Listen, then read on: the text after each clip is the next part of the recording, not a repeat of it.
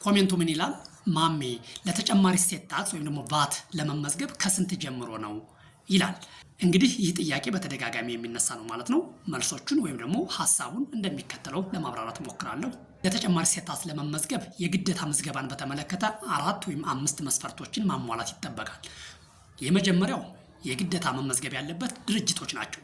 ድርጅቶች ገቢያቸው ምንም ይሁን ምን ማለት ነው ቫት የሚከፈልበትን አቅርቦት ወይም ደግሞ ቫት የሚመለከተውን አቅርቦት እስካቀረቡ ድረስ ለተጨማሪ እሴት ታክስ መመዝገብ አለባቸው።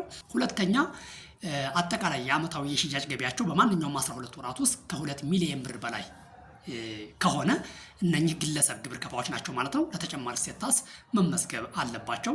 ሌላው በሙያ ዘርፍ የተሰማሩ ኮንትራክተር ወይም ስራ ተቋራጭ ሊሆን ይችላል፣ አማካሪ ሊሆን ይችላል፣ የሂሳብ ባለሙያ ሊሆን ይችላል። እነኚህ ገቢያቸው ምንም ይሁን ምን ለተጨማሪ እሴት ታክስ የመመዝገብ ግዴታ አለባቸው።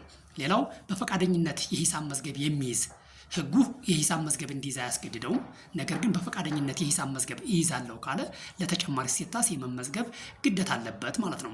ሌላው ለተጨማሪ እሴት ታክስ የመመዝገብ ግዴታ ያለባቸው ቅይጥ አቅርቦት የሚያቀርቡ ለምሳሌ ቫት የሚከፈልበትን አቅርቦትና ቫት የማይመለከተውን አቅርቦት የሚያቀርቡ እነኚህን ሁለቱን እየሸጡ በማንኛውም 12 ወራት ውስጥ ከ2 ሚሊዮን ብር በላይ ገቢ ካገኙ ለቫት መመዝገብ ግዴታ አለባቸው። ለምሳሌ ፋርማሲን እንደ ምሳሌ ልንወስድ እንችላለን። ቤቱን ፎሎ አድርጉት፣ ሼር አድርጉት። አመሰግናለሁ።